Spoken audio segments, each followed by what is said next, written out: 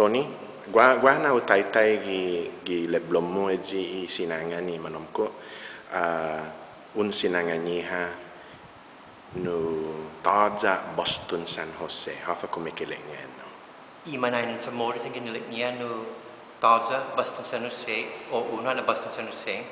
There's two versions to that. Ilingin man ko, the elders are saying na Taya Piminiente Gitano na Baston San Jose. That's the only permanent, and they are relating this to their religious belief. That's the fundamental thing of this proverb. Is na everything is transient. The Baston San Jose ni Piminiente. The Chamorros use this proverb especially during the World War II experience and other experiences that have occurred here in the Mariana Islands. One example that they would always use is, and Athens to Jotany, when you look at the Chamorro history, esta tres na bandera man nakahulog itanota. 3 flags are raised on our soil.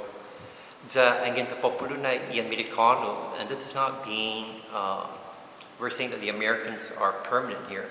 The elders just say, Taya Baston San Jose. And sometimes it has that religious connotation to that only faith is permanent. Government or other things other than faith are all transient. They move, they rise, and they fall.